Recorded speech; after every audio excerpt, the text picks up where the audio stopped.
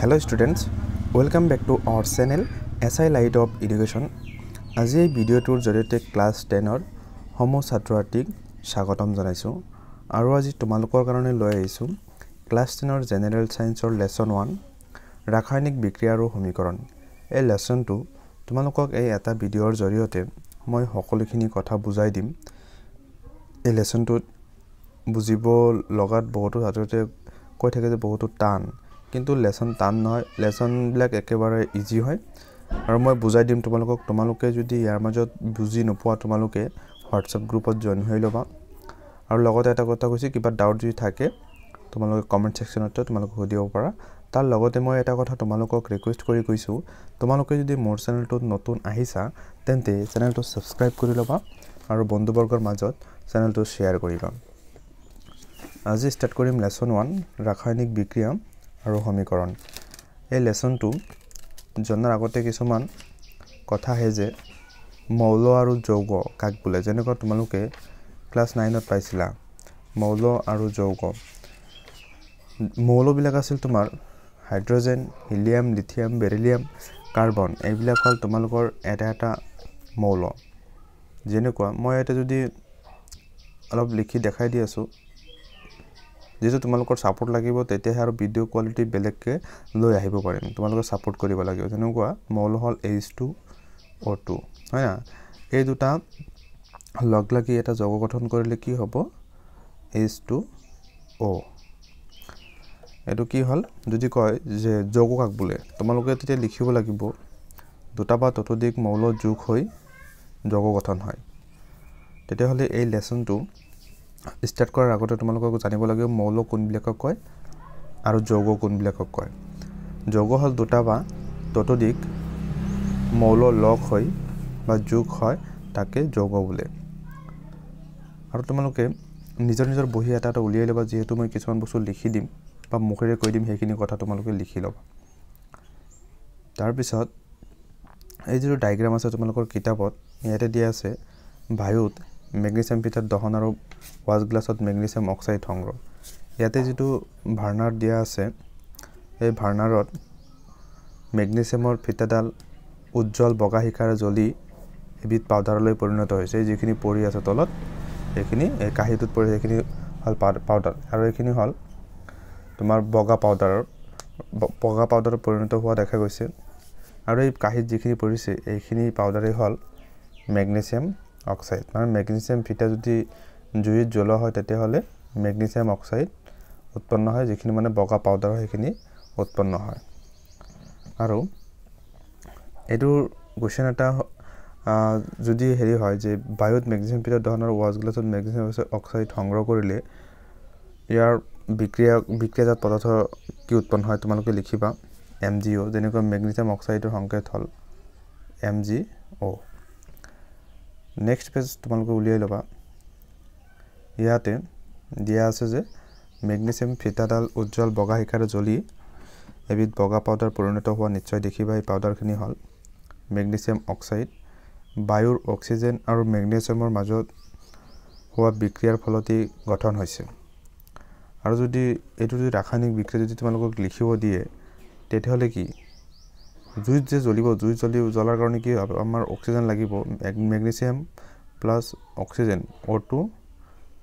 MgO। তেতিয়া হলে কি হল মেগনেছিয়ামৰ লগত অক্সিজেন যোগ হৈ বিক্ৰিয়াজাত পদাৰ্থ কি ওলালে? Magnesium oxide MgO। আৰু ইয়াতে আৰু এটা কোৱেশ্চন আহে যে যেনেকৈ আমাৰ কি লেসনটোৰ নাম আছিল ৰাসায়নিক বিক্ৰিয়া আৰু সমীকৰণ। যদি কয় যে ৰাসায়নিক বিক্ৰিয়া কাক বোলে, মই তোমালোকক কৈ দি আছো, তোমালোকে এটো লিখি লবা। মই কৈ দি আছো ৰাসায়নিক বিক্ৰিয়া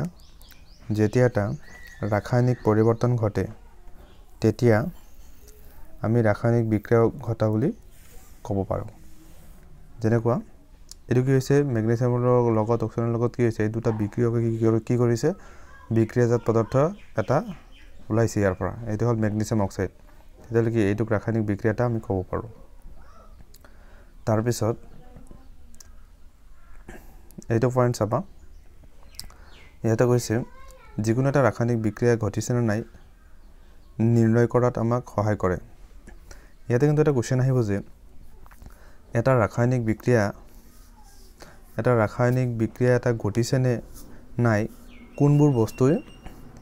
আমাক সহায় কৰিব ইয়াতে চাৰিটা পইণ্ট দিয়া আছে অৱস্থাৰ পৰিৱৰ্তন ৰঙৰ পৰিৱৰ্তন গেছৰ উৎপত্তি উষ্ণতাৰ পৰিৱৰ্তন যেনেকুৱা যেটো অৱস্থাৰ পৰিৱৰ্তনৰ কথা কৈছে কিবা এটা বস্তু জুলিয়া আছে হেতু জুলিয়াৰ পৰা যেতিয়া গেছীয় অৱস্থালৈ পৰিৱৰ্তন হ'ব হেতু কি আমি অৱস্থাৰ পৰিৱৰ্তন বুলি আমি ক'ব পাৰো আৰু হেতুত কি ৰাসায়নিক বিক্ৰিয়া ঘটিছে আৰু যদি ৰঙৰ পৰিৱৰ্তন ৰঙৰ যেটো পৰিৱৰ্তনৰ কথা অলপ আগত মই এটা হেৰি দেখাইছো যে বগা পাউডাৰ যেটো পাউডাৰলৈ যেটো পৰিণত হয় মেগনেছিয়ামৰ ফিতা এডাল হেতু হল ৰঙৰ পৰিৱৰ্তন যেনেকুৱা মই অলপ আগত কৈছিলো Mg + O2 কাৰ্চিন দিবা তাৰপিছত লিখিবা MgO এটো হল তোমালোকৰ বগা যেটো পাউডাৰ হেতু আৰু যে ৰঙৰ পৰিৱৰ্তন হৈছে মেগনেছিয়ামৰ ফিতা এডাল তাৰপিছত গেছৰ উৎপত্তি মানে কি কিবা এটা ৰাসায়নিক বিক্ৰিয়াৰ লগত বেলেগ এটা ৰাসায়নিক বিক্ৰিয়া বা দুটা যৌগৰ মাজত যেতিয়া তোমালোকে বিক্ৰিয়াত পদাৰ্থ ওলাবা তেতিয়া তোমালোকৰ কি বেলেগ গেছৰ উৎপত্তি হ'ব পাৰে যদি গেছৰ উৎপত্তি হয় তেতিয়া হলে কি হ'ব তোমালোকে ভাবিব লাগিব যে ইয়াতে ৰাসায়নিক বিক্ৰিয়া ঘটিছে আৰু উষ্ণতাৰ পৰিৱৰ্তন কাৰ্বন আৰু অক্সিজেনৰ মাজত তাপ পালে কাৰ্বন ডাই অক্সাইড উৎপন্ন হয় এটো কি উষ্ণতাৰ পৰিৱৰ্তন হৈছে উষ্ণতাৰ তাৰতম্য হৈছে তেতিয়া হলে তোমালোকে এটো এটা কোৱেশ্চন হ'ব যে ইয়াতে তোমালোকে এটো মনত ৰাখিবা কোৱেশ্চন হ'ব এটা ৰাসায়নিক বিক্ৰিয়া এটা ঘটিছে নে নাই কোনবোৰ বস্তু নিৰ্ণয় কৰাত আমাক সহায় কৰিব চাৰিটা পইণ্ট আছে অৱস্থাৰ পৰিৱৰ্তন ৰঙৰ পৰিৱৰ্তন গেছৰ উৎপত্তি উষ্ণতাৰ পৰিৱৰ্তন নেক্সট পইণ্টটো ৰাসায়নিক সমীকৰণটো কি কেমিকেল ইকুৱেশ্যন ৰাসায়নিক সমীকৰণ তোমালোকৰ হল মই ইয়াতে দেখাই দি আছো যেনেকৈ অলপ আগত দেখাইছিলো যে মেগনেছিয়াম প্লাস অক্সিজেন লগতে এৰ পৰা বিক্ৰিয়াজাত পদাৰ্থ ওলালে MgO এটো হল তোমালোকৰ এটা ৰাসায়নিক বিক্ৰিয়া এনেকৈ বহুতো বিক্ৰিয়া তোমালোকে পাবা আৰু এটো কেনেকৈ কৰ পৰা কি হল মেগনেছিয়াম যেটো আছে এটো হল বিক্ৰিয়ক এইফালে যিবিলাক থাকিব সেইবিলাক সকলো হ'ব বিক্ৰিয়ক আৰু এইফালে যিবিলাক ওলাব সেইবিলাক সকলো হ'ব বিক্ৰিয়াজাত পদাৰ্থ তোমালোকে মনত ৰাখিবা এতিয়া যেটো মই এটো লিখিছো আৰু এটো ৰাসায়নিক বিক্ৰিয়া যেটো সমীকৰণ লিখিব তেতিয়া হলে এনেকৈ লিখিব লাগিব মেগনেছিয়াম প্লাস অক্সিজেন ইয়াৰ বিক্ৰিয়াজাত পদাৰ্থ ওলাইছে MgO আশা কৰো তোমালোকে সকলোৱে বুজি পালে এইখিনি তাৰ পিছত তোমালোকক বেলেগ মই দেখাই দি আছো ৰাসায়নিক সমীকৰণ লিখনটো মই এটো দেখাইছো তোমালোকক অলপ আগত দেখাই দিলো মেগনেছিয়াম প্লাস অক্সিজেন আৰু এটোৰ পৰা বিক্ৰিয়াজাত পদাৰ্থ ওলাইছে মেগনেছিয়াম অক্সাইড আৰু তোমালোকে ৰাসায়নিক নামবিলাক মনত ৰাখিব লাগিব আৰু ৰাসায়নিক সংকেতবিলাক তোমালোকৰ মনত ৰাখিব লাগিব আৰু এইবিলাক তোমালোকে ক্লাস 9 ত সকলো পঢ়ি আহিছা তাৰ পিছত সন্তুলিত ৰাসায়নিক সমীকৰণ আগতে মই আৰু এটা টপিক তোমালোকক এৰি গলো যে ইয়াতে কৈছে যে জকা ৰাসায়নিক সমীকৰণ হয় সন্তুলিত মানে সমান এফালে কি থাকে বিক্ৰিয়ক আৰু আনফালে থাকে বিক্ৰিয়াজাত পদাৰ্থ আৰু এটো সন্তুলিত কৰিবলৈ গলে তোমাৰ দুইফালে সমান কৰিব লাগিব সাপোজ এটা ডাকাবাল্লা যদি তোমালোকৰ এফালে যদি 10 কেজি আছে আৰু আনফালে যদি 8.5 কেজি আছে তেতিয়ালে কি 2.5 কেজি কম আছে তেতিয়ালে এটো সমান কৰিব গলে কি 8.5 কেজি ঠাইত কি আৰু 1.5 কেজি দিব লাগিব 2.5 কেজি নহয় 1.5 কেজি কম থাকে তেতিয়ালে কি সন্তুলন কৰিব লাগে কি আনফালে ভৰ দিব লাগিব তেতিয়ালে সমান হ'ব তেনেকৈ জকা ৰাসায়নিক সমীকৰণ বস্তুটো হল কি যেনেকুৱা সন্তুলন নকৰাকৈ এটা বিক্ৰিয়া হে বনাইছে ৰাসায়নিক বিক্ৰিয়া হে বনাইছে এইটো ক'ব তোমালোকৰ জকা ৰাসায়নিক সমীকৰণ তাৰ পিছত তোমালোকক লৈ আছো সন্তুলিত ৰাসায়নিক সমীকৰণ লিখন মানে ব্যালেন্সড কেমিকেল ইকুৱেশ্যন তাৰ মানে দুইফালে যাতে সমান থাকে হেতু সন্তুলিত কেনেকৈ কৰিব হেতু মই তোমালোকক দেখাই দি আছো তাৰ লগতে ইয়াত এটা কোৱেশ্চন আহে যে এইখিনি টপিকৰ পৰা এটা কোৱেশ্চন আহে কোৱেশ্চনটো হল আমি ৰাসায়নিক সমীকৰণ এটা কিয় সন্তুলিত কৰিব লাগে হয় না ইয়াৰ আগত পাইছিল কি জকা ৰাসায়নিক সমীকৰণ তে জকা এটা বনাইতে তেতিয়া আৰু সন্তুলন কিয় কৰিব লাগে কিন্তু ইয়াত এইটো মই যেটো কোৱেশ্চন কৈছো যে আমি ৰাসায়নিক সমীকৰণ এটা কিয় সন্তুলিত কৰিব লাগে এইটোৰ আনসাৰটো হ'ব ইয়াৰ পৰা ইয়ালৈকে ভৰৰ নিত্যতা সূত্ৰ তুলৈ মনত পেলোৱা এই সূত্ৰৰ মতে ৰাসায়নিক বিক্ৰিয়া এটাৰ ভৰ সৃষ্টি বা বিনাশ হ'ব নোৱাৰে অৰ্থাৎ ৰাসায়নিক বিক্ৰিয়া এটাত বিক্ৰিয়াজাত পদাৰ্থৰ মৌলবোৰৰ মুঠ ভৰ বিক্ৰিয়কৰ মৌলবোৰৰ মুঠ ভৰৰ সমান হ'ব লাগিব বুজিছো কাৰণ দুইফালে সমান হ'ব লাগিব বিক্ৰিয়কৰ যেটো সাইড থাকিব আৰু বিক্ৰিয়াজাত পদাৰ্থৰ যেটো সাইড থাকিব দুই সাইডতে সমান হ'ব লাগিব যেনেকুৱা এই যেটো হেৰি আছে তোমালোকৰ ৰাসায়নিক সমীকৰণ যেটো আছে এইটো লৈ তোমালোকে লক্ষ্য কৰিবাচোন তলত যেটো জিংক প্লাস সালফিউৰিক এসিড আৰু এটাৰ পৰা বিক্ৰিয়াজাত পদাৰ্থ ওলাইছে জিংক সালফেট আৰু H2 হাইড্ৰোজেন তেতিয়ালে কি এইটো যদি তোমালোকৰ মিলাব লাগে তোমালোকে প্ৰথমতে কি এইটো সন্তুলন যদি কৰিব লাগিব চাপচোন এইফালে হাইড্ৰোজেন দুটা আছে এইফালে সালফেট কি আছে সালফাৰ অক্সাইড ইয়াতে তোমালোকৰ আছে SO4 আছে চাৰিটা ইয়াতে SO4 চাৰিটা ইয়াতে H2 দুটা আৰু ইয়াতে জিংক এটা সকলো ফালে কিন্তু মিলি আছে তেতিয়ালে এইটো সন্তুলন হৈ আছে মানে দুয়োফালে সমান হৈ আছে তেতিয়ালে কি এইটো আৰু সমান কৰাৰ দৰকাৰ নাই তোমালোকে হিসাব কৰিব লাগিব যেনেকে এইটো ডায়াগ্ৰামত যি আছে প্ৰথম তোমালোকে চাবা জিংক এটা আছে এটা তেনেহলে এইফালে জিংক এটা আছে এটা তাৰ পিছত চাবা H2 এইফালে আছে দুটা H2 এইফালে আছে দুটা তাৰ পিছত এইফালে SO4 আছে কিমানটা চাৰিটা এইফালে SO4 চাৰিটা তেতিয়ালে মিলি আছে কোনফালে তাৰ মিলাব লগা দৰকাৰ নাই যেহেতু কি দুয়োফালৰ ভৰ সমান হৈ আছে এটা নেক্সট আমি চাও নেক্সট চাবা তোমালোকে মই দেখাই দি আছো যে এইটো এই যেটো সমীকৰণ আছে এইটো চাবা Fe কিমান আছে এটা ইয়াতে Fe আছে তোমালোকৰ Fe3 ইয়াতে তিনটা এটা আইৰন এটা ইয়াতে তিনটা তেতিয়ালে কি ইয়াতে H2 তোমালোকৰ আছে কেটা এটা আৰু এইফালে তোমালোকৰ H2 আছে দুটা তেতিয়ালে কি এটা মিলাব লাগিব এইফালে Fe3 তিনটা আছে কিন্তু এইফালে কিন্তু এটা আছে তেতিয়ালে তোমালোকে Fe3 কাৰণে এটা 3 দিয়া 3Fe মিলিল তেতিয়ালে কি এইফালে H2 দুটা আৰু ইয়াতে কিন্তু কি আছে O4 চাৰিটা তেতিয়ালে তোমালোকে ইয়াতে 4 দিয়া 4 দিলে কি হ'ব এতে হাইড্ৰোজেন মানে বেছি হৈ গল তেতিয়ালে কি 4 * 2 হাইড্ৰোজেন অনুৰ লগত তোমালোকে পূৰণ কৰিলে 4 * 2 8 তেতিয়ালে কি আৰু 4 ৰ লগত অক্সিজেন এটা আছে 4 তেতিয়ালে কি এইফালে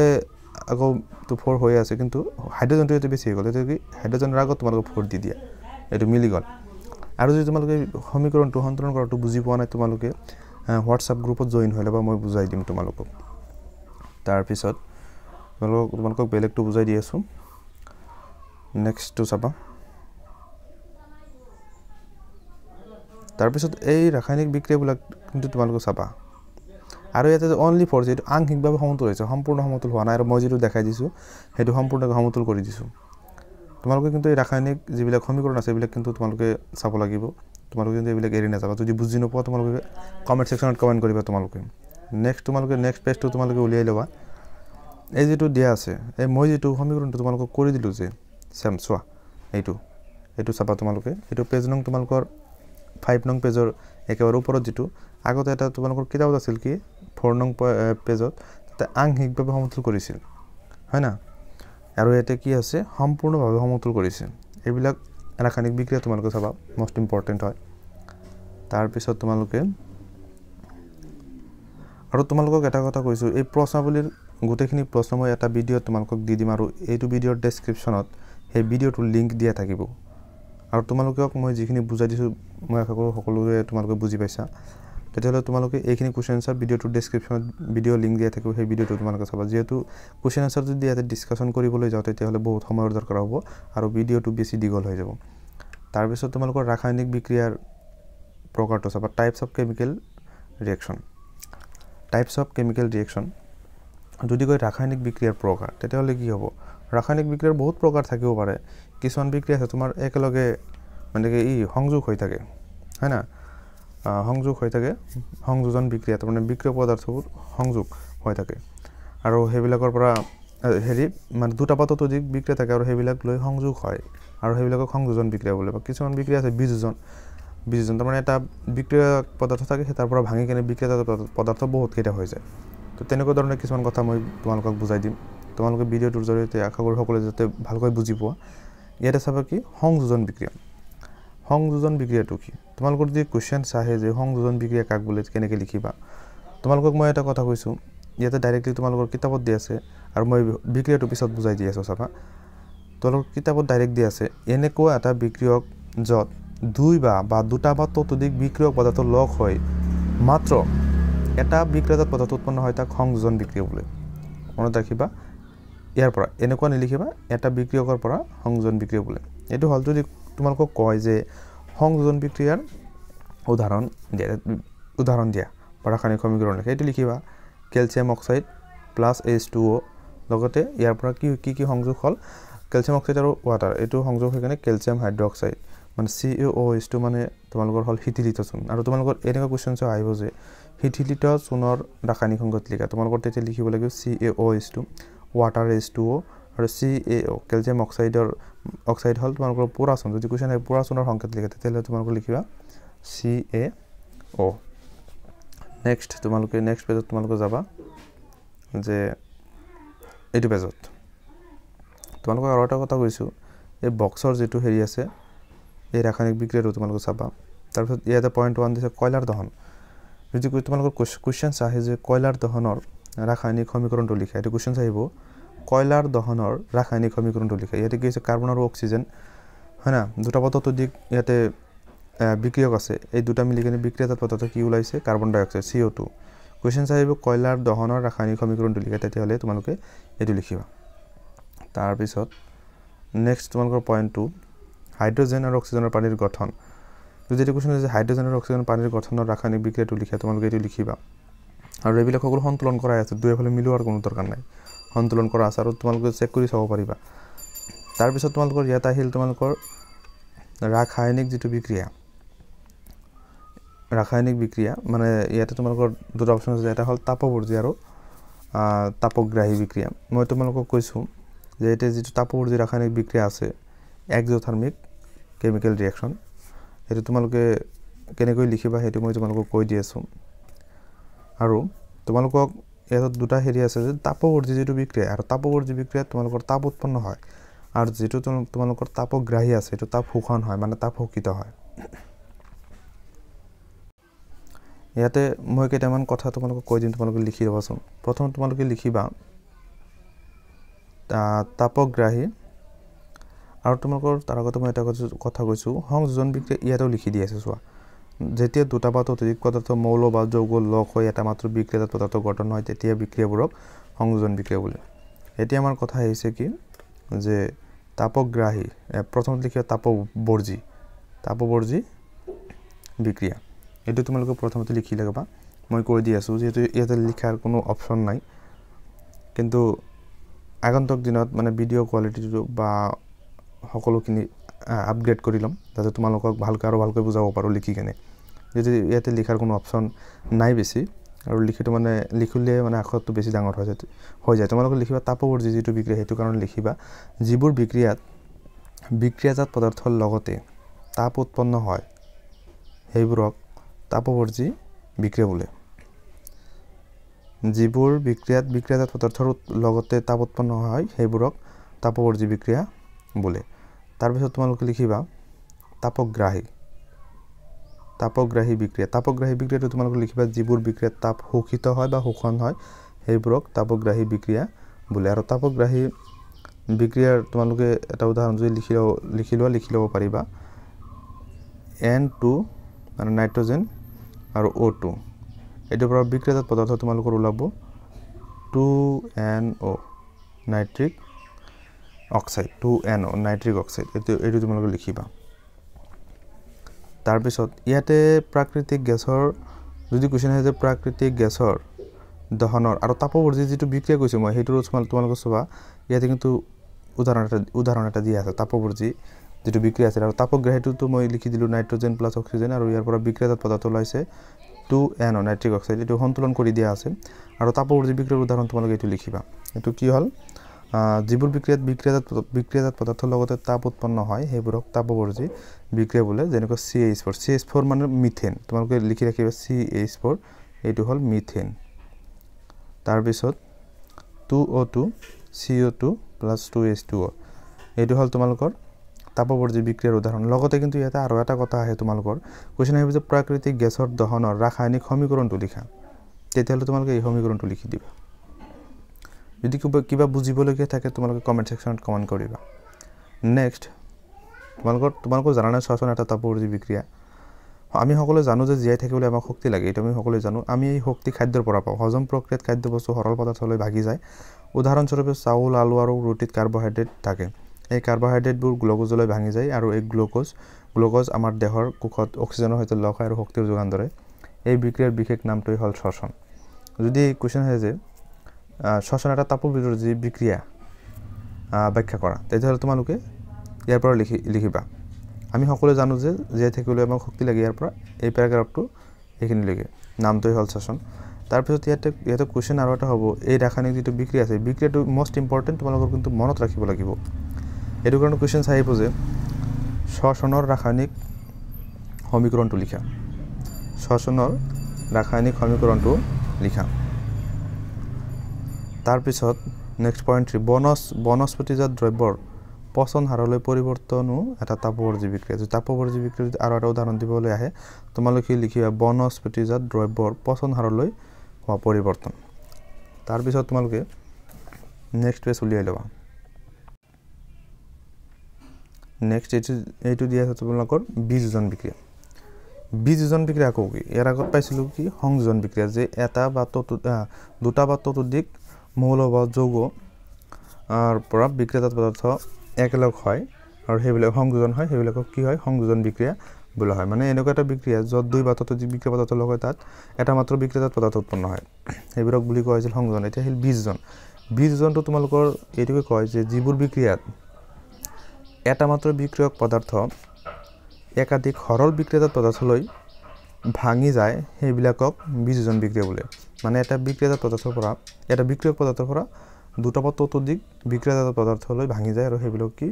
বিযোজন বিক্ৰিয়া বোলে। আৰু মই ইয়াতে তোমালোকক দেখাই দি আছোঁ, তোমালোকৰ কিতাপতে আছে, এই লিখিবা এটা মাত্ৰ বিক্ৰিয়ক পদাৰ্থ একাধিক সৰল বিক্ৰিয়াজাত পদাৰ্থলৈ ভাগি গৈছে, এইটো এটা বিযোজন বিক্ৰিয়া। আশা কৰোঁ তোমালোকে বিযোজন বিক্ৰিয়া কাক বোলে এইটো বুজি পাইছা, আৰু এইটো মই উদাহৰণ মই দেখাই দিম। আৰু বিযোজন বিক্ৰিয়া এইখিনি তোমালোকে দাগ দি ল'বা, ইয়াৰ পৰা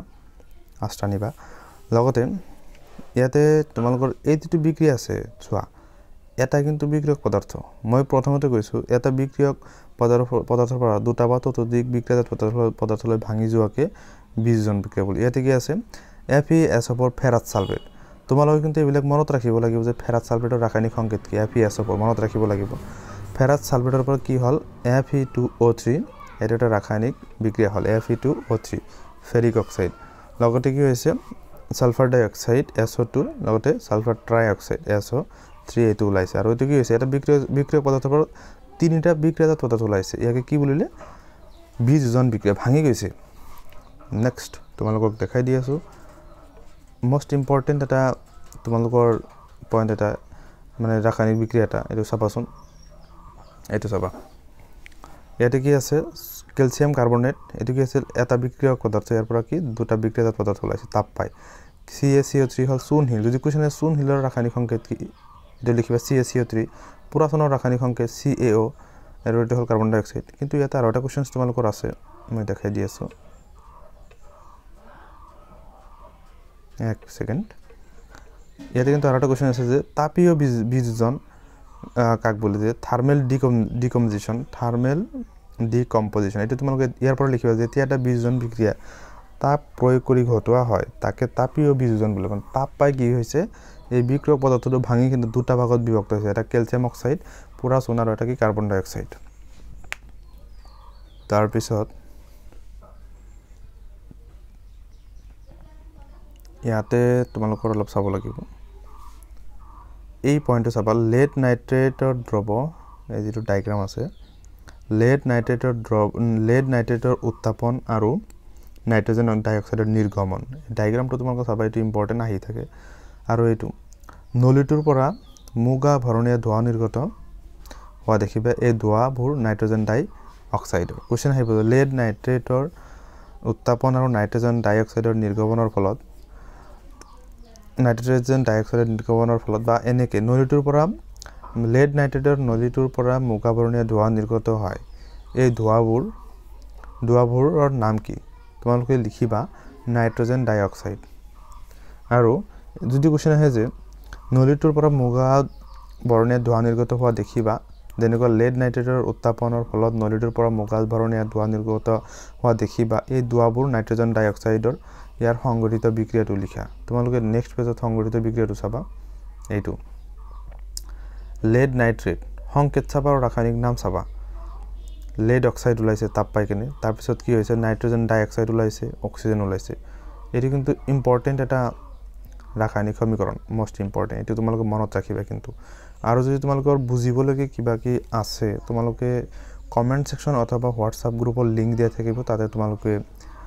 মেছেজ কৰিব পাৰা তাৰ পিছত তোমালোকক নেক্সট লৈ আহিছো ইয়াতে এই যেটো ডায়াগ্ৰাম আছে এটো কি হৈছে এই ইয়াতে যেটো ডায়াগ্ৰাম দিয়া আছে চিনামাটিৰ থাল আৰু সিলভাৰ ক্লোৰাইড চিনামাটিৰ থালত কি সিলভাৰ ক্লোৰাইড ৰাখিছে হয় আৰু এই যেটো বিক্ৰিয়া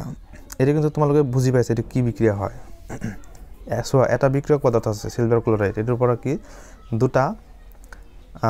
বা ততোধিক বিক্রিয়ক পদার্থ লাইছে আর ওগুলা কি আছিল 20 জন ভাঙি গৈছে ইয়াতে কোশ্চেনস এটা হবো যে বগা সিলভার ক্লোৰাইডৰ সূৰ্যৰ পোহৰত মটিয়া ৰঙৰ হৈ পৰিছে পোহৰে সিলভাৰ ক্লোৰাইডক কি কৰিছে সিলভাৰ আৰু ক্লোৰিনলৈ বিয়োজন কৰাৰ ভাবে এনে হয় ইয়াৰ ৰাসায়নিক বিক্ৰিয়াটো লিখে এটো লিখি দিবা তোমালোকে আৰু সূৰ্যৰ পোহৰত সিলভাৰ ধাতু গঠন কৰি সিলভাৰ ক্লোৰাইড কি হয় মটিয়া হৈ পৰে কোশ্চেন টু মনত ৰাখিবা বা এই পইণ্টটো মনত ৰাখিবা যে সূৰ্যৰ পোহৰত সিলভাৰ ধাতু যেতিয়া গঠন হয় তেতিয়া সিলভাৰ ক্লোৰাইড কেনেকুৱা হৈ পৰে তোমালোকে লিখিবা মটিয়া হৈ পৰে তাৰ পিছত তোমালোকে নেক্সট পেজ তাৰ পিছত সিলভাৰ যেটো ব্ৰোমাইড আছে ব্ৰোমাইড যেটো আছে হেতু কি হয় তোমালোকৰ সূৰ্যৰ পোহৰ যেতিয়া পায় সূৰ্যৰ পোহৰ পোৱাৰ পিছতো সেই একে আচৰণ কৰে যেনেকৈ সিলভাৰ আৰু ব্ৰোমাইড এটো তোমালোকে মনত ৰাখিবা আৰু এটো মোস্ট ইম্পৰ্টেন্ট এটা তোমালোকৰ পইণ্ট এই যেটো ডায়াগ্ৰাম এই হেৰি ৰাসায়নিক বিক্ৰিয়া যেটো দিয়া আছে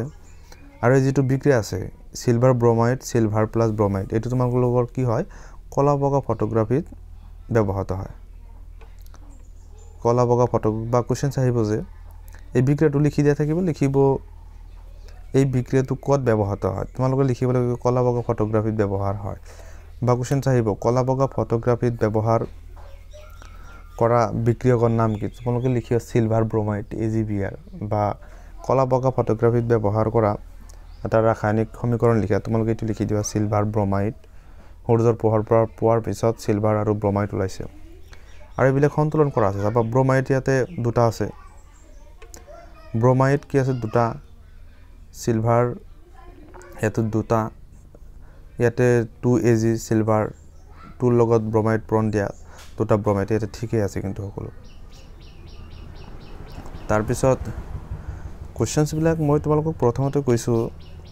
যে তোমালোকৰ এটা নেক্সট এটা ভিডিওৰ জৰিয়তে তোমালোকক দেখাই দিম এটা বস্তু এটা থৈ আহিলো যে তাপগ্ৰাহী বিক্ৰিয়া যেটো আছে মই অলপ আগত কৈছো তাপগ্ৰাহী বিক্ৰিয়া মোস্ট ইম্পৰ্টেন্ট ইটস অবা ইয়াৰ পৰা তোমালোকে লিখিবা যে পদাৰ্থৰ বিয়োজন বিক্ৰিয়াবোৰত তাপ পোহৰ বা বিদ্যুৎ শক্তিৰ প্ৰয়োজন হয় যিবোৰ বিক্ৰিয়াত শক্তি শোষিত হয় তেনেবোৰ বিক্ৰিয়াক তাপগ্ৰাহী বিক্ৰিয়া বোলে তাৰ পিছত তোমালোকে কোশ্চেন নং 1 এটা পদাৰ্থ এক্স দ্ৰৱক যদি বগা ৰং হানিবলৈ হোৱাইট ওয়াশিং ব্যৱহাৰ কৰা ইয়াৰ এক্সৰ নাম আৰু সংগত লিখা যেনেকুৱা কি আছিল ক্যালসিয়াম অক্সাইড যেটো পোৰাছন আছিল আৰু পোৰাছনৰ সংকেত আছিল কি ক্যালসিয়াম অক্সাইড CaO লগতে 2 নম্বৰ যেটো পইণ্ট আছে কোশ্চেন নং 1 আৰু 2 পানীৰ সৈতে পদাৰ্থ এক্সে কৰা বিক্ৰিয়া পানীৰ সৈতে পদাৰ্থ এক্সে কৰা বিক্ৰিয়া CaOH2O এটোৰ লগত বিক্ৰিয়া কৰি গনে বিক্ৰিয়াজাত পদাৰ্থ ওলাব CaOH2 এটো তোমালোকক কিতাপতে দেখাই দিছিল তাৰ পিছত তোমালোকৰ আহিল অপহৰণ বা প্ৰতিস্থাপন বিক্ৰিয়া ডিসপ্লেসমেন্ট ৰিঅ্যাকশন যেতে তোমালোকৰ আহিব যে অপহৰণ বা প্ৰতিস্থাপন বিক্ৰিয়া মই এটা কথা তোমালোকক কৈছো যে যেনেকৈ তোমালোকে নিউজত চাই থাকা যে কৰবাৰ পৰা মানুহ এজনক অপহৰণ কৰিছে বা ঘৰৰ পৰা মানুহ এজনক অপহৰণ কৰিছে মানুহ থকা অৱস্থাত তাৰ মানে কি যিজন লৈ গল হি মানে বহুত শক্তিশালী কাৰণে কি কৰিলে সেই ঘৰৰ পৰা মানুহ থকা অৱস্থাত মানুহ এজনক অপহৰণ কৰি লৈ যাব পাৰিলে হয় না শক্তিশালী থাকিলে তো অপহৰণ কৰিব নোৱাৰিলে হয় তেনেকুৱা ধৰণৰ এটা এক্সাম্পল দি মই বুজাইছো এতিয়া মই কিতাপত আহিছো যে অপহৰণ বা প্ৰতিস্থাপন বিক্ৰিয়া এইটো মই এটা কথা তোমালোকক কৈছো যে যদি কোশ্চেনস আহে যে অপহৰণ বা প্ৰতিস্থাপন বিক্ৰিয়া মানে ডিসপ্লেসমেন্ট ৰিঅ্যাকশন কাক বোলে আৰু তোমালোকে ইংৰাজী ওয়াৰ্ডখিনি মুখস্থ ৰাখিবা যিখিনি মই কৈ যাও এতিয়া তোমালোকৰ যদি অপহৰণ বিক্ৰিয়া কাক বোলে যদি লিখিব আহে পৰীক্ষাত তেতিয়া তোমালোকে কেনেকৈ লিখিবা মই দেখাই আছো যে যেতিয়া এটা মৌলই আন এটা মৌলক তাৰ যৌগ এটাৰ পৰা অপহৰিত কৰে মানে মৌল এটা ছিংগেলি আছে আৰু যৌগ এটা কি কৰি আছে সাপোজ দুটা মৌল যোগ হৈ এটা যৌগ গঠন কৰিছে হয় না তাৰ এটা যৌগৰ পৰা যদি অপহৰিত কৰে এটা মৌলই তেতিয়া এটা অপহৰণ বা প্ৰতিস্থাপন বিক্ৰিয়া ঘটে তাৰ মানে কি গাৰ্লফ্ৰেণ্ড আৰু বয়ফ্ৰেণ্ড আছে আৰু এটা লৰা এজন সিঙ্গেল হৈ আছে হেতু লৰা সিঙ্গেল জনক তোমালোকে ধৰি লোৱা মৌল আৰু যেটো গাৰ্লফ্ৰেণ্ড বয়ফ্ৰেণ্ড আছে তাতে কি দুটা মৌল আছে তাৰ মানে এজন আনজনৰ লগত ৰিলেচনত আহিছে যদি সিঙ্গেল লৰাটো যদি সেই ৰিলেচনৰ পৰা ছোৱালীজনক লৈ গল তেতিয়া কি হল এটা অপহৰণ কৰি লৈ গল লৰাজনৰ মানে শক্তি নাই ধৰি ৰাখিব নোৱাৰিলে আৰু কি হল এই জগতো কি এজন যিজন লৰা আছিল হি সিঙ্গেল হৈ পৰিল তেতিয়া কি হল এটা মৌল যদি লৈ যাব পাৰিছে তেতিয়া কি এটা অপহৰণ বিক্ৰিয়া হল তেতিয়া তোমালোকে যদি লিখিবা হয় যে অপহৰণ বিক্ৰিয়া কাক বুলে তোমালোকে লিখিবা যেতিয়া এটা মৌলই আন এটা মৌলক তাৰ যৌগ এটাৰ পৰা অপহৰিত কৰে তেতিয়া এটা অপহৰণ বা প্ৰতিস্থাপন বিক্ৰিয়া ঘটে তাকে অপহৰণ বিক্ৰিয়া বোলে যেনেকুৱা অপহৰণ বিক্ৰিয়াৰ বহুতো উদাহৰণ ইয়াতে দিয়া আছে তোমালোকে চাবা ইয়াতে এইবিলাক চাবা যে Fe সিঙ্গেল লৰা এটো আৰু কপাৰ আৰু সালফেট দুটা কিন্তু ইয়াতে মৌল আছে কপাৰ আৰু সালফেট মানে কপাৰ সালফেট ই মানে ৰিলেশনশিপত আছে সো এফালে আকৌ কি কৰিলে আইৰন আছিল সিঙ্গেল আইৰন কি কৰিলে কপাৰৰ পৰা সালফেটক লৈ আহিল ইয়াতে ৰিলেশনশিপত আহি গল কপাৰ অকলে পৰি গল এটো কি হল অপহৰণ হৈ গল কপাৰ সিঙ্গেল হল আগতে কপাৰ ৰিলেশনশিপত আছিল সেম তেনেকুৱা ধৰণতে এইবিলাক বিক্ৰিয়া তোমালোকে চাবা মানে এইবিলাক হল তোমালোকৰ অপহৰণ বিক্ৰিয়াৰ উদাহৰণ অপহৰণ বা প্ৰতিস্থাপন বিক্ৰিয়া বা ডিসপ্লেসমেন্ট ৰিঅ্যাকশন তাৰ পিছত ইয়াতে এটা কোৱেশ্চন লুৰ গজাল দুটাৰ ৰং মুগা বৰণৰ হল আৰু কপাৰ সালফেট দ্ৰৱৰ নীলা ৰং পাতল হৈ পৰিল এটো কি কাৰণ হল এটো তোমালোকক মই পিছত কৈ দিম দিয়া তাৰ পিছত এই বিক্ৰিয়াবিলাক তোমালোকে চাবা মানে কি যিয়ে মানে ৰিলেশনশিপৰ পৰা লৈ যায় হি মানে অধিক সক্ৰিয় কাৰণে লৈ যায় এটো তো তোমালোকক কৈছিল তাৰ পিছত দি অপহৰণ বিক্ৰিয়া ডাবল ডিসপ্লেসমেন্ট তাৰমানে কি হয় ইয়াতে কোনো সিঙ্গেল না থাকে দুয়ে ৰিলেশনশিপ হৈ থাকে দুজন বন্ধু দুজনৰ গাৰ্লফ্ৰেণ্ড আছে কি কৰিলে এক্সচেঞ্জ কৰি লৈ গল যে তাতো তাৰ গাৰ্লফ্ৰেণ্ডটো মই লমেই এনেকুৱা ধৰণৰ কথা লৈ কেনে গল আকৌ কি কৰিলে হি তাৰ বহি না থাকিব তাতো হি লৈ আহিব লৈ যাব যে কি হল দুবাৰকৈ অপহৰণ হল এজন আনজনটো লৈ গল তেতিয়া হলে যদি এনেকুৱা কোৱেশ্চন আহে তেতিয়া হলে তোমালোকে লিখিব লাগিব যে দি অপহৰণ মানে কি তোমালোকে ভাবে দুবাৰ অপহৰণ তোমালোকে দি অপহৰণ বিক্ৰিয়াটো কেনেকৈ লিখিবা মই তোমালোকক কৈ দিম যে যেতিয়া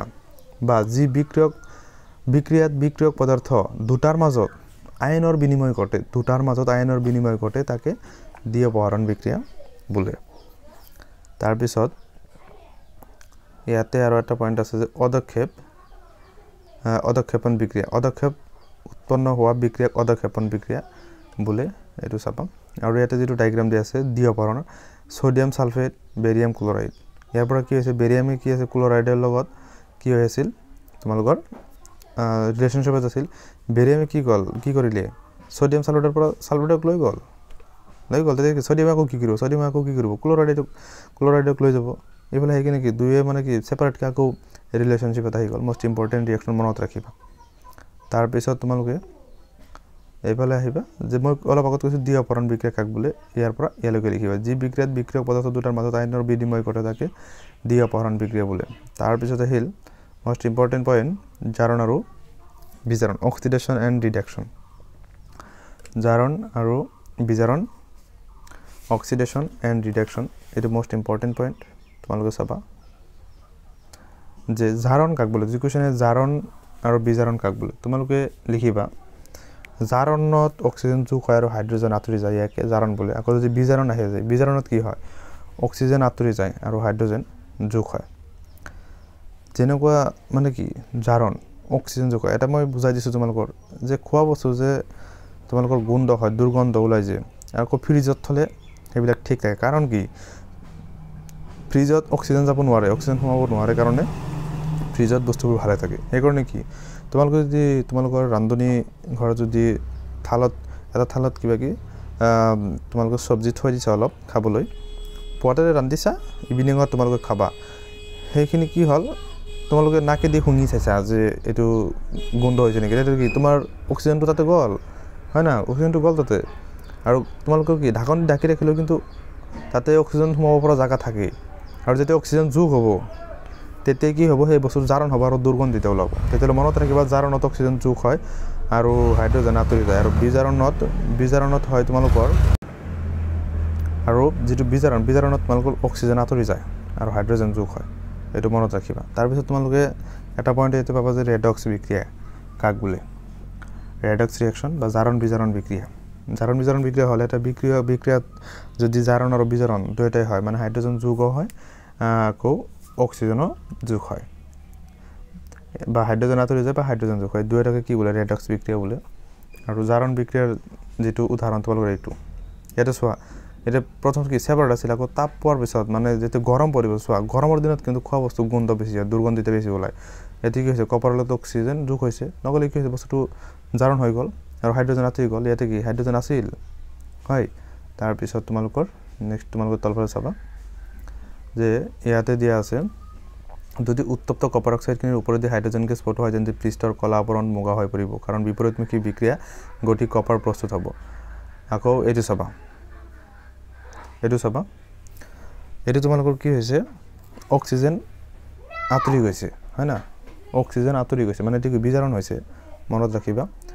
বিক্ৰিয়াত পদাৰ্থতে অক্সিজেন লাভ কৰিলে পদাৰ্থটো জাৰিত হোৱা বোলা হয় অক্সিজেন যদি লাভ কৰে তেতিয়াহ'লে কি হ'ব এই ইয়াত অক্সিজেন লাভ কৰিছে এইটো জাৰিত হৈছে মানে জাৰণ আৰু যদি পদাৰ্থটো অক্সিজেন যদি হেৰুৱায় তেনেকৈ এই বিক্ৰিয়াটোত অক্সিজেন হেৰুৱাইছে এইটো কি বোলা বিজাৰণ বা বিজাৰিত হোৱা বোলা হয় আশা কৰোঁ সকলোৱে বুজি পাইছে যদি বুজি নাপাওঁ তোমালোকে কমেণ্ট ছেকশ্যনত কমেণ্ট কৰিবা আকৌ ৰেডক্স বিক্ৰিয়া মানে ৰেডক্স বিক্ৰিয়াত কি হয় জাৰণ আৰু বিজাৰণ দুয়োটা বিক্ৰিয়া ঘটে তাকে কি হয় ৰেডক্স বিক্ৰিয়া বোলে চোৱা ইয়াৰ পৰা কি হৈছে CO ইয়াৰ পৰা কি অক্সিজেন আঁতৰি যায় আকৌ H2 লগত এবাৰ জাৰণ হৈছে এবাৰ বিজাৰণ হৈছে এটি কি হ'ব জাৰণ বিজাৰণ বিক্ৰিয়া বা ৰেডক্স বিক্ৰিয়া নেক্সট তোমালোকে চাবা যে ৰেডক্স বিক্ৰিয়াৰ আন কেইটামান উদাহৰণ এইবিলাকৰ ৰেডক্স বিক্ৰিয়াৰ উদাহৰণ তোমালোকে যদি উদাহৰণবিলাক যদি বুজি নোপোৱা তোমালোকে কমেণ্ট ছেকশ্যনত কমেণ্ট কৰিবা নেক্সট তোমালোকে এইফালে আহিবা যে ইয়াৰ পৰা তোমালোকে অলপ আঁচ দিবা কোনো বিক্ৰিয়াত পদাৰ্থ এটাই যদি অক্সিজেন লাভ কৰে বা হাইড্ৰজেন হেৰুৱায় তেতিয়া ই জাৰিত হয় আৰু যদি পদাৰ্থটো অক্সিজেন হেৰুৱায় আৰু হাইড্ৰজেন লাভ কৰে তেতিয়া ই বিজাৰিত হয় মষ্ট ইম্পৰ্টেণ্ট পইণ্ট তাৰপিছত তোমালোকে পাবা ক্ষয় ভৱন মানে কৰিজন এইটো কি বস্তু এইটো যেনেকুৱা লুৰ বস্তু এটা তোমালোকৰ কি হয়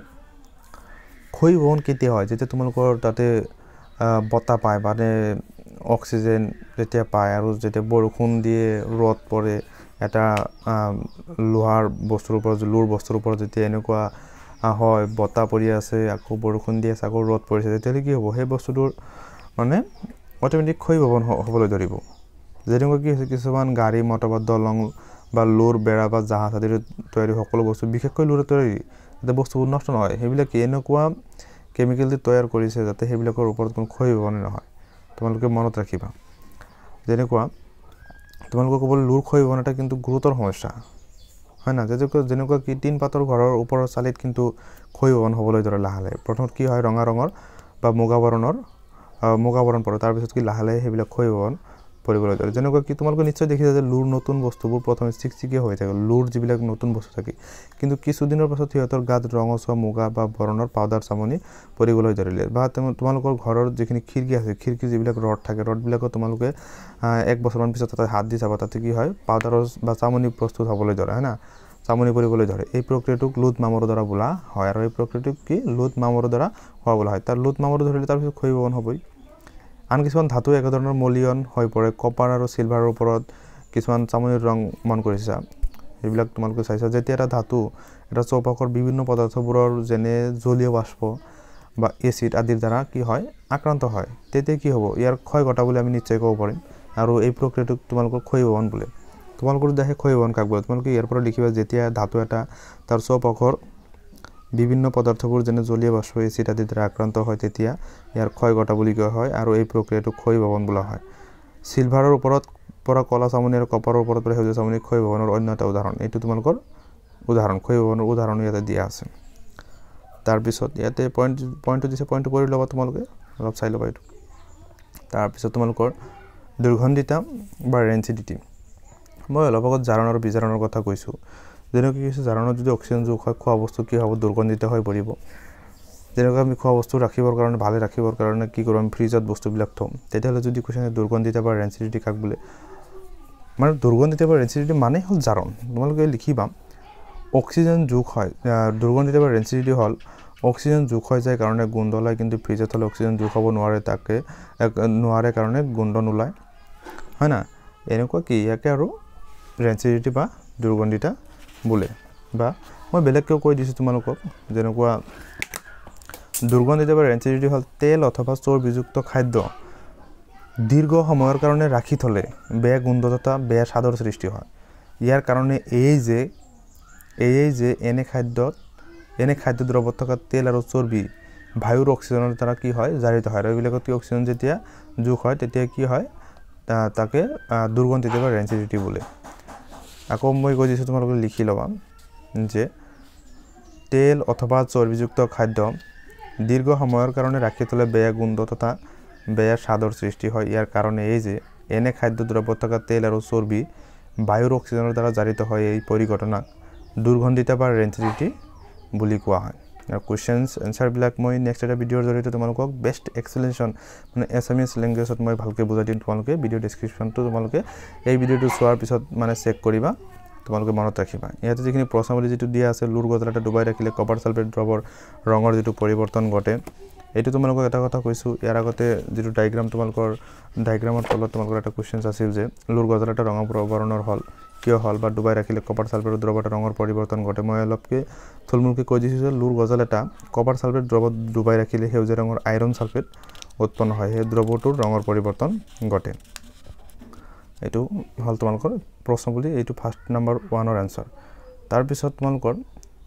তোমালোকে কি শিকিলা অনুশীলনী এইখিনি তোমালোকক নেক্সট এটা ভিডিঅ'ৰ জৰিয়তে মই তোমালোকক দি দিম কিন্তু তোমালোকৰ এটা ৰিকুৱেষ্ট তোমালোকে যেহেতু মোৰ চেনেলটো যদি নতুন আহিছা তেন্তে চেনেলটো বছৰৰ প্ৰথমতে তোমালোকে ছাবস্ক্ৰিপশ্যন কৰি লোৱা যাতে আগন্তুক SSLC এক্সাম 2026ত তোমালোকে এইখন চেনেলৰ দ্বাৰা সহায় হোৱা আৰু তোমালোকে এটা কথা কৈছোঁ তোমালোকে ভিডিঅ'টো মানে স্কিপ কৰি নাচাবা আৰু তোমালোকে প্ৰতিটো সাবজেক্টৰে নোটছ আৰু লগতে তোমালোকৰ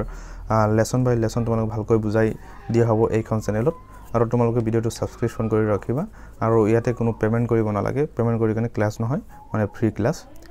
আৰু তোমালোকক ইয়াৰ পিছৰ ভিডিঅ'টোত এইটো লেসনৰ কোৱেশ্চন এনসাৰখিনি দি দিম তোমালোকে ভিডিঅ'টো এতিয়া চেনেলটো এতিয়া ছাবস্ক্ৰাইব কৰি ৰাখিবা আৰু বন্ধুবৰ্গৰ মাজত চেনেলটো শ্বেয়াৰ কৰি যাতে সিহঁতে বুজিব পাৰে আৰু মই এই ভিডিঅ'টোৰ জৰিয়তে যিখিনি কথা তোমালোকক বুজাই দিছোঁ